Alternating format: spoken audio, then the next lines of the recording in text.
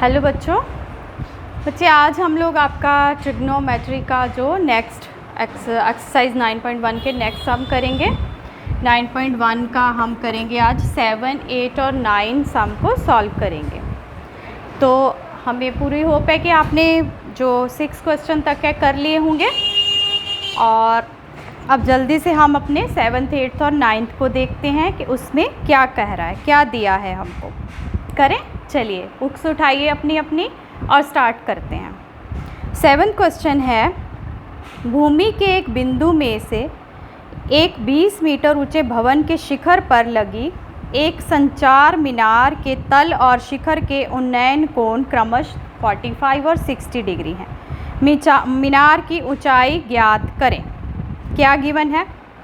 एक आपको गिवन है ये भूमि है, स्ट्रेट लाइन बनाते हैं, भूमि मतलब अर्थ। इस पे आपका 20 मीटर ऊंचे भवन, ये है 20 मीटर ऊंचा एक भवन दिया है आपको।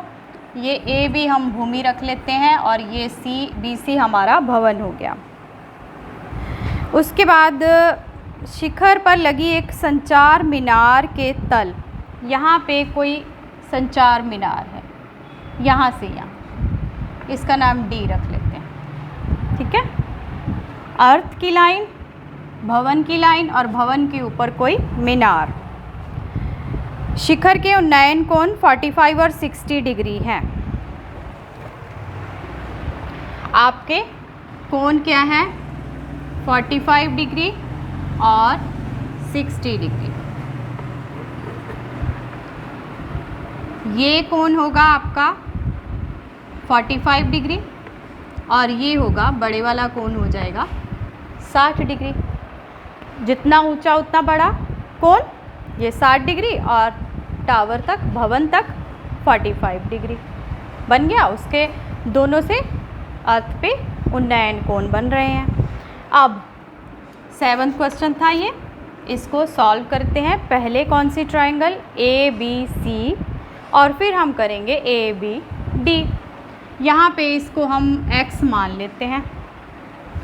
माना जो मीनार है, मीनार की ऊंचाई वो आपने मान ली है कि x है, ठीक। अब दो पार्ट्स में सॉल्व होगा, दो ट्रायंगल्स बन रही हैं, दो ही थीटा है हमारे पास। बेटे थीटा समझ गए हैं ना आप कि 45 कौन सा, 60 कौन सा? जो बड़ा है उसको देखने के लिए ज़्यादा मुंह ऊपर करना पड़ रहा है, तो 60 डिग्री बड़े वाला, बड़े वाली के साथ, ऊंची मीनार के साथ जो उस पर टावर के ऊपर बनी है, भवन के ऊपर, और 45 जो छोटी टर्म है, छोटा आपको थोड़ा कम नीचे ऊपर उठाना पड़ा मुँह को। तो माना मीनार की ऊंचाई जो है वो है x। अब आप in triangle A B C, पहले ए बी सी ट्रायंगल की बात कर लेते हैं। हमको ये बी सी गिवन है, अगर हमको ए बी मिल जाएगा तो इजी हो जाएगा। तो बी सी और ए बी में क्या रिलेशन है? बी सी क्या है? ये 90 डिग्री का एंगल है। बी सी हमारा है परपेंडिकुलर, परपेंडिकुलर अपॉन बेस में क्या रिलेशन होता है? tan। और ए बी सी की बात कर रहे हैं, सिर्फ ए बी सी। ये 45 डिग्री है, ये A है, ये B है और ये C है। तो tan कितना है यहाँ पे? 45 डिग्री, ठीक। P आपको गिवन है 20 मीटर, ये लिख लीजिए 20 मीटर। और बेस कितना है? ये बेस है, B मतलब बेस, तो वो है AB, ठीक है। और tan 45 की वैल्यू टेबल में, आप जब टेबल अपना बनाएंगे उसमें देखेंगे tan 45 की वैल्यू होती है 1। ये है 1 के equal, tan 45 is equal to 1। अब ये आप क्रॉस मल्टीप्लाई कर लेंगे तो आपको ए बी की वैल्यू मिल गई। यहाँ से ए बी हमारे पास आ गया 20 मीटर,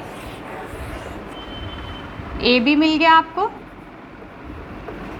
एक पार्ट को सॉल्व करने के बाद अब क्या करेंगे? हम बड़ी वाली ट्रायंगल को ले लें।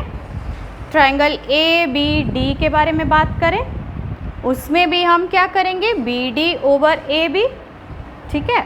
B D over A B is equal to tan, लेकिन इसकी बार थीटा कितना है 60 डिग्री। चलिए देखते हैं, यहाँ से इन ट्राइंगल ABD।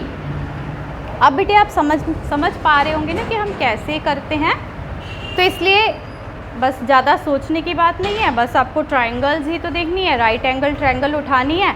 एक राइट एंगल ट्राइंगल उठा के हमने सॉल्व कर दिया एक पार्ट, आप पार्ट्स में कर लो तो आपको ज़्यादा इजी लगेगा। फिर अब सेकंड पार्ट हम करेंगे राइट एंगल ट्राइंगल ABD। आपको ये ऐसे कंफ्यूजिंग सी लग रही है तो आप दोबारा बना लो अपना। यहाँ पे A है, यहाँ पे B है, यहाँ पे D है, ये आपको 20 मिल गया, और ये कितना है 20 प्लस x है ना बेटे, ये जहाँ तक 20 है। अगर पूरा देखेंगे ऊपर हमने x माना है तो ये हो जाएगा 20 प्लस x। ठीक, यहाँ तक क्लियर। अब ये ट्रायंगल ABD में हम देखेंगे BD over AB, BD over AB is equal to tan, कितना एंगल है 60 डिग्री है इसकी बात, उसमें एंगल हमारा 60 डिग्री है, इसको लिख दीजिए 60 डिग्री। ठीक है, AB हमको पता है, BD भी पता है, सब कुछ पता है, लेकिन x है ना, x फाइंड करना है हमको। BD की वैल्यू आप लिख दोगे 20 प्लस x, AB की वैल्यू है 20, और tan 60 की वैल्यू कितनी होती है, tan 60 की आप अपने टेबल में देखोगे, टेबल बना लोगे, sin 0, sin की, cos की, tan की, तो ये होती है √3।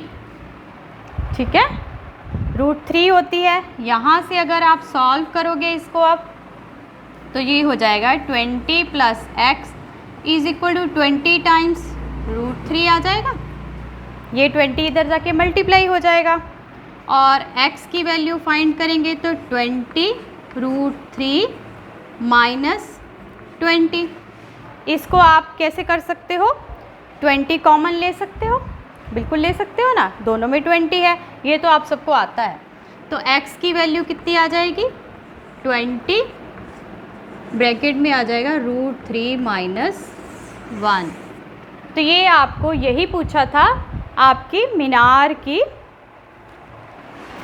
आपको 7 में पूछा था मीनार की ऊंचाई, तो वो है हमारे पास 20 इंटू √3 माइनस 1।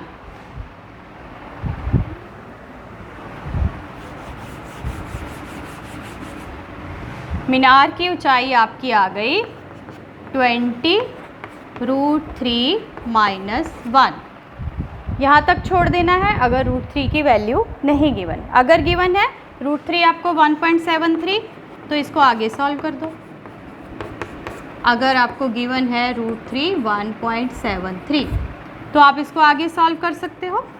ये आ जाएगा 0.73, 2 से मल्टीप्लाई कर दीजिए, ये आ जाएगा 14.6 मीटर। ठीक है बेटे, हो जाएगा, ज़्यादा मुश्किल नहीं था, बस डायग्राम बनानी है आपको कि भवन के ऊपर एक मीनार है, और मीनार से जो कोण बन रहा है वो 60 डिग्री, मीनार के ऊपर से उसके सर से जो कोण बन रहा है उन्नयन वो 60 डिग्री है, और भवन के सर से जो बन रहा है वो 45 डिग्री था। उसके बाद तो आपको ट्रायंगल्स में इसको सब्स्टिट्यूट करके वैल्यूज़ को फाइंड आउट करना है जो आपको पूछा है, हो जाएगा। अब क्वेश्चन नंबर 8 की तरफ बढ़ते हैं।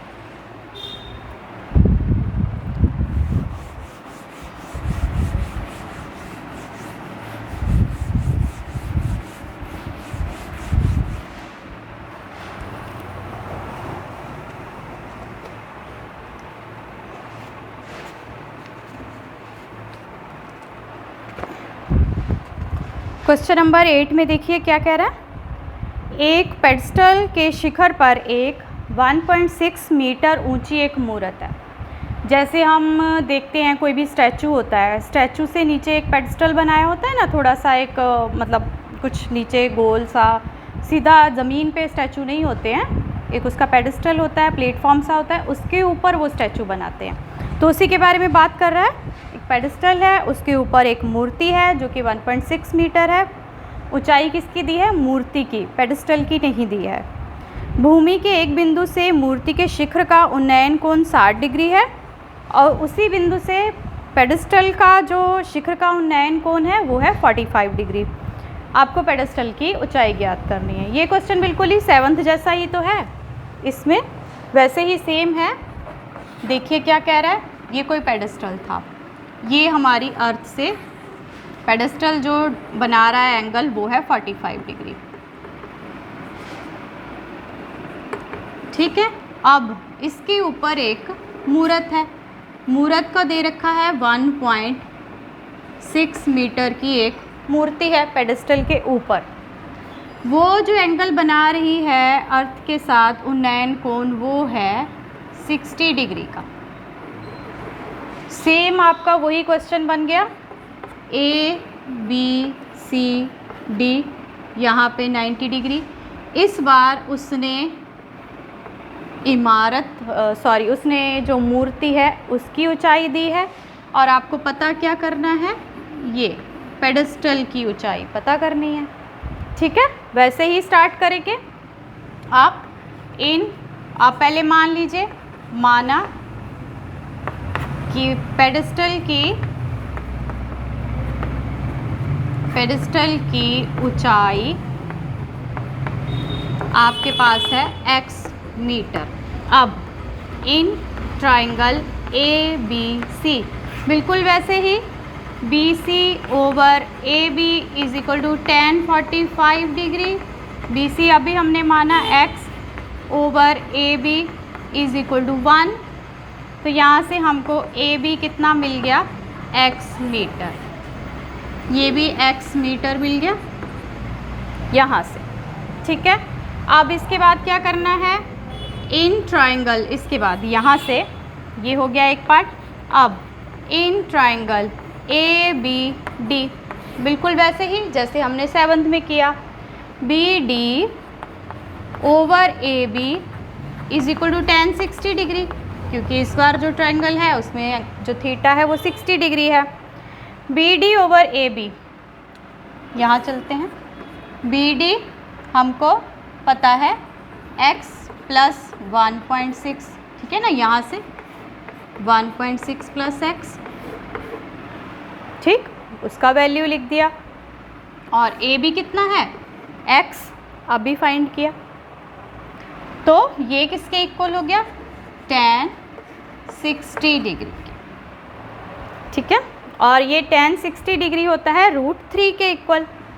तो यहाँ से x plus 1.6 is equal to √3x, tan 60 की वैल्यू लिख दी √3 और x ऊपर चला गया, मल्टीप्लाई हो गया। जो वेरिएबल है उसको एक तरफ करते हैं, कांस्टेंट को दूसरी तरफ लेके जाएंगे, तो ये हो जाएगा √3x minus x is equal to 1.6 आ जाएगा। सिंपल अलजेब्रिक ऑपरेशन, ये कितना आ जाएगा, √3 minus 1x is equal to 1.6। यहाँ तक हुआ। इसके बाद x की वैल्यू फाइंड कर लोगे, x की वैल्यू कितनी आ जाएगी, 1.6 ओवर √3 माइनस 1। अंडर रूट वाली टर्म को कभी भी डिनोमिनेटर में नहीं छोड़ना होता। रैशनलाइज का स्टेप आ जाएगा, रैशनलाइज कर दीजिए ऊपर नीचे, √3 प्लस 1, ये आप सबको सॉल्व करना आता है। 1.6 √3 प्लस 1 और नीचे आ जाएगा 2 के इक्वल, ठीक ना, √3 का स्क्वायर 3 और माइनस 1, 3 माइनस 1 2 आ जाएगा, 2 से कैंसिल कर दीजिए, ये आ जाएगा 0.8 √3 प्लस 1, ये आपका आंसर आ जाएगा, क्योंकि ये 1.6 कैंसिल हो जाएगा, 0.8 आ जाएगा, 0.8 √3 प्लस 1। ये कैलकुलेशन पे हम ज़्यादा टाइम वेस्ट नहीं कर रहे हैं, क्योंकि ये तो आपको आती हैं, ये नहीं सीखना है हमको, ये आपको ऑलरेडी आता है, आप अच्छे से जानते हो कैसे रैशनलाइज करते हैं, कैसे सॉल्व करते हैं, कैसे वेरिएबल को एक तरफ लेके जाते हैं, कैसे कांस्टेंट को दूसरी तरफ, फिर वेरिएबल की वैल्यू फाइंड करते हैं। ये हमको फाइंड करना था x की वैल्यू, वो हमने फाइंड कर ली। तो बिल्डिंग की ऊंचाई आपके पास आ गई 0.8 √3 प्लस 1। अगर आपको √3 की वैल्यू नहीं गिवन है तो यहीं पे छोड़ेंगे और आपका क्वेश्चन हो जाएगा ख़त्म। यहाँ पे आपको आंसर मिल गया। ठीक है बेटे, समझ में आ गया डायग्राम कैसे बन रही है, समझ में आ गया।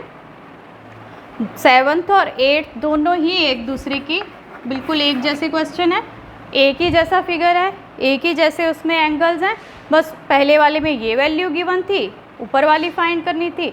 अब इसमें क्या है, नीचे की गिवन है, ऊपर की गिवन है तो नीचे की फाइंड करनी है। तो दोनों एक दूसरे से आप देख के कर सकते हो कि एक दूसरे से कंपेयर करो, सेम क्वेश्चन है, इसीलिए हमने इस पर थोड़ा आपको ज़्यादा नहीं बताया कि क्या करना है। आप कैलकुलेशन आप जानते हो कि कैसे हम लोग रैशनलाइज करके फाइंड आउट करते हैं। ठीक है बच्चों, अभी हम करते हैं क्वेश्चन नंबर 9 को।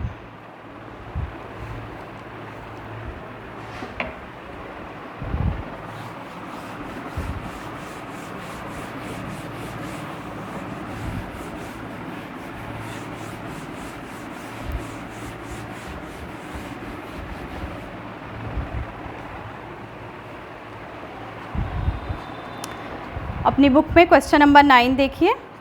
एक मीनार के पद बिंदु से एक भवन के शिखर का उन्नयन कोण 30 डिग्री है और भवन के पद बिंदु से मीनार के शिखर का उन्नयन कोण 60 डिग्री है। यदि मीनार 50 मीटर ऊंची हो तो भवन की ऊंचाई ज्ञात करें। इसमें दो चीज़ों की बात कर रहा है, एक तो मीनार है और एक है भवन। दो चीज़ें हैं, दो बिल्डिंग्स हैं, और मीनार का जो पद बिंदु है वो भवन के शिखर से कोण बना रहा है और भवन का जो शिखर है वो मीनार के पद बिंदु से कोण बना रहा है। तो इसकी डायग्राम को थोड़ा ध्यान से देखिए। ये है क्वेश्चन नंबर 9 आपका। ये देखिए, ये कह रहा है एक भवन है, एक मीनार है जो कि 50 मीटर ऊंची, और यहाँ पे दूसरी तरफ एक टावर है, एक भवन है ना, ये एक भवन है। अब जो मीनार है वो 60 डिग्री का कोण बना रही है भवन के पद बिंदु से मीनार के शिखर का उन्नयन। ये मीनार है, मीनार के शिखर का उन्नयन कोण है 60 डिग्री। ये भवन के पैर से, एक भवन, एक साइड पे भवन है, एक साइड पे मीनार है। मीनार का जो उन्नयन कोण है वो 60 डिग्री कहाँ बन रहा है, जो भवन के पैर पे। अब क्या कह रहा है, और मीनार के पद बिंदु से एक भवन के शिखर का उन्नयन कोण, और ये इसके पैर से बना रही है 30 डिग्री का एंगल। ठीक, अब आपको फाइंड आउट करना है, ये ले लीजिए, दो ट्रायंगल्स बन जाएंगी। ये आपका मीनार था A, B और C, और ये B, C, D हम भवन मान लेते हैं। मीनार की ऊंचाई हमको दे रखी है, यस, मीनार की ऊंचाई हमको 50 मीटर दे रखी है। अब ये हमने मीनार से 60 डिग्री, मीनार को ऊंचा क्यों रखा है भवन से? हम इधर भी तो मीनार मान सकते थे, इधर भवन मान लेते। तो जिसका एंगल बड़ा है वो ऊंचा होगा, ठीक, जिसका एंगल छोटा है उसका हाइट भी कम होगा। ये ध्यान में रखना है। एक एंगल 60 डिग्री है, एक 30 डिग्री है। जिसका एंगल बड़ा है वो टावर भी, उसका लेंथ हाइट भी बड़ा होगा। तो ये 50 मीटर हमको टावर दे रखा है, तो टावर हमने बड़ा लिया है क्योंकि एंगल बड़ा दिया हुआ है। इसने इसके पैर के साथ बनाया है एंगल, और जो भवन है उसने मीनार के पैर के साथ एंगल बनाया। ये दोनों बिल्डिंग्स, इसको थोड़ा इमेजिन करना थोड़ा सा मुश्किल लग रहा होगा ना। दो बिल्डिंग्स हैं, ठीक, दोनों बिल्डिंग के हेड भी हैं और पैर भी हैं। दो बिल्डिंग्स के हेड भी हैं और पैर भी हैं, यहाँ से यहाँ तक ऐसे। तो ये जो है इसका जो उन्नयन कोण वो इसके पैर के साथ बन रहा है। पहले इतना कर लो, इसका कुछ नहीं हो रहा।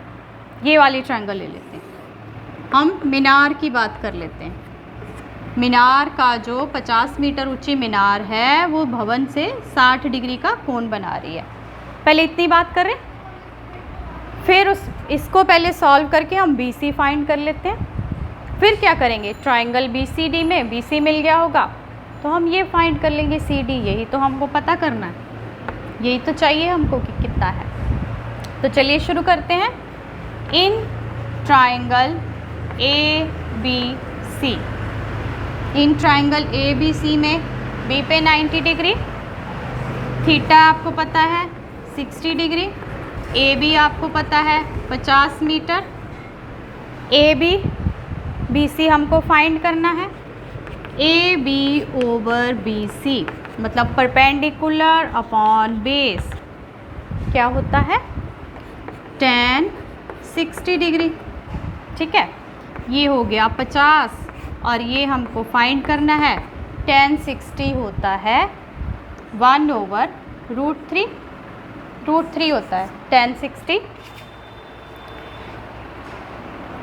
चलिए जैसे हम अभी हमें नहीं पता चल रहा क्या होता है तो क्या करेंगे, हम फटाफट से अपना टेबल नहीं बना लेंगे। 0 1 2 3 4, ये 0 ओवर ये 0 होता है, फिर 1 ओवर 2 होता है, फिर 1 ओवर √2 होता है, फिर √3 ओवर 2 होता है, तो फिर 1 होता है। ये है साइन की वैल्यू। कॉस की वैल्यू 1 √3 ओवर 2, 1 ओवर √2, 1 ओवर 2 और 0। tan की वैल्यू कैसे करते हैं, इसको डिवाइड करते हैं। 0 1 ओवर √3, 1 √3 और इन्फिनिटी। तो tan 60 कितना आ गया, √3। यहाँ से फिर हमने देखा कि tan ये 0 है, ये है 30 डिग्री, ये है 45 डिग्री, ये है 60 और ये है 90 डिग्री। 60 से हमने वैल्यू उठा ली, tan 60 होता है √3 के इक्वल। तो यहाँ से अब 50 इज इक्वल टू ये इधर गया BC √3, तो BC जब फाइंड करेंगे हमारे पास आ जाएगा 50 ओवर √3। इसको चाहो तो रैशनलाइज करके लिख लें या फिर अभी ऐसे ही छोड़ते हैं क्योंकि हमको BC नहीं पूछा है। अगर हमको BC पूछा होता तो हम रैशनलाइज करके इसको यहाँ पे 50 √3 ओवर 3 करके लिखते। अभी हमको जो CD पूछा है उस पे चलते हैं। अब ये BC मिल गया आपको 50 ओवर √3। ठीक, ये सॉल्व हो गया, हमारा एक पार्ट सॉल्व हो गया। अब उसने क्या बोला है, टावर से हमने अपना आधार फाइंड कर लिया। अब ट्राइंगल गिवन है BCD। अब वो कह रहा है कि जिस भवन से इस मीनार ने एक एंगल बनाया था, तो ये भवन का जो हेड है, भवन की जो सिरा है, वो भी एंगल बना रहा है मीनार से 30 डिग्री का उन्नयन कोण। यहाँ पे 30 डिग्री का उन्नयन कोण बना रहा है। यहाँ तक हो गया बेटे, पहले इसको क्लीन कर देते हैं।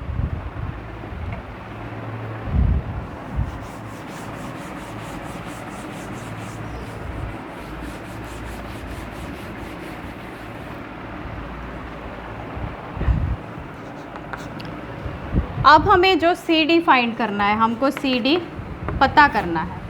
ठीक है, तो हम क्या कहेंगे, इन ट्राइंगल BCD के बारे में बात कर रहे हैं हम, BCD के बारे में। एंगल कितना है, 30 डिग्री। CD हमको पता करना है। हमको पता है CD ओवर BC का रिलेशन है tan थीटा। वैल्यू सब्स्टिट्यूट कर दें। CD हमको फाइंड करना है, BC हमने अभी देखा है 50 ओवर √3 होता है और tan थीटा की वैल्यू है 30 डिग्री।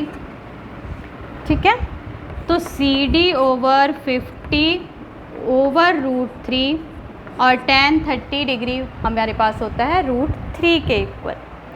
ये होता है √3 के इक्वल। CD की वैल्यू कैसे फाइंड करेंगे, CD यहाँ से आ जाएगा 50 ओवर √3 इंटू tan थीटा की वैल्यू बेटे 1 ओवर √3 होती है। यहाँ पे हम मिस्टेक कर रहे हैं। tan थीटा की वैल्यू होती है 1 ओवर √3। ठीक है, आप टेबल पे भी देख सकते हो, अभी हमने बनाया था। साइन थीटा की वैल्यू, साइन की वैल्यू थी 0, 1 ओवर 2, तो 1/√3 हमारे tan30 की वैल्यू होती है। tan30 की वैल्यू जब हमने 1/√3 यहाँ पे कर दी तो ये आ जाएगा ऐसे, ये इधर जाके मल्टीप्लाई ऐसे होगा, तो 50/√3 मल्टीप्लाई 1/√3। ये तो आपको पता है कैसे सॉल्व करते हैं ना। ये वाली वैल्यू हमको फाइंड करनी है, इसको इधर ले गए। फिर यहाँ से CD हमारे पास आ जाएगा 50/√3 को √3 से किया तो रूट कैंसिल हो गया। इसको अब आप ऐसे ही नहीं छोड़ोगे, यहाँ पे आप मिक्स्ड फ्रैक्शन में लिख दो। 16 3s are 48 और ये 2/3 मीटर। तो CD मतलब आपकी भवन की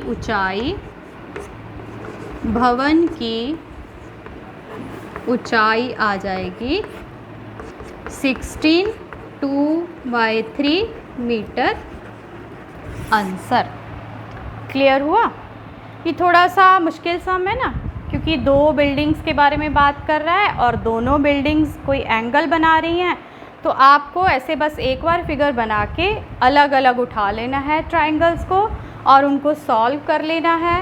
पहली ट्रायंगल से आपको आपका आधार मिल जाएगा, वो उठानी है ट्रायंगल पहले जिसमें आपको गिवन है कुछ। ये वाली अगर आप पहले BCD उठा लेते, BCD में हमें कुछ भी गिवन नहीं था तो हम कुछ सॉल्व ही नहीं कर पाते, तो दोनों ही वैल्यूज़ गिवन नहीं थी। लेकिन हमारी ट्रायंगल ABC में हमें गिवन था एक साइड, तो आपको पहले वो ट्रायंगल उठानी है जिसमें आपको एक साइड गिवन होगी। वहाँ से आपने अपना दूसरा साइड फाइंड आउट कर लिया। अब आप दूसरी ट्रायंगल उठा लो, दूसरी ट्रायंगल में भी आपको एक साइड मिली हुई है, दूसरी साइड आप अपने मैथमेटिकली कैलकुलेशन करके फाइंड आउट कर लोगे। हो जाएगा बच्चे? ये भी क्वेश्चन आपको वैसे ही करने हैं जैसे हमने कल बताया था। पहले आप इसका स्टेटमेंट पढ़ेंगे, पढ़ के आप देखेंगे कैसे डायग्राम बन रही है। आप अपने आप डायग्राम बनाने की कोशिश करेंगे, नहीं बन रही तो आप वीडियो से हेल्प लेंगे कि कैसे स्टेटमेंट के हिसाब से डायग्राम बन रहा है। आप देख के करेंगे, देख के डायग्राम बना लेंगे, उसके बाद एक पार्ट्स में डिवाइड करके इसको सॉल्व करेंगे। एक बार देख के करने के बाद आपको अपनी जिस पे आपने किया है वो कॉपी बंद करके साइड पे रखनी है। फिर से अपनी स्टेटमेंट को पढ़ के रफ़ कॉपी पे अपने आप ट्राई करना है, स्टेटमेंट पढ़ते हुए डायग्राम बना के फिगर बना के फिर अपने आप उसकी सारी कैलकुलेशन भी करनी है, तब आप इसको अच्छे से सीख जाएंगे। चलिए बच्चों, मेहनत करते रहिए, पढ़ते रहिए। Thank you.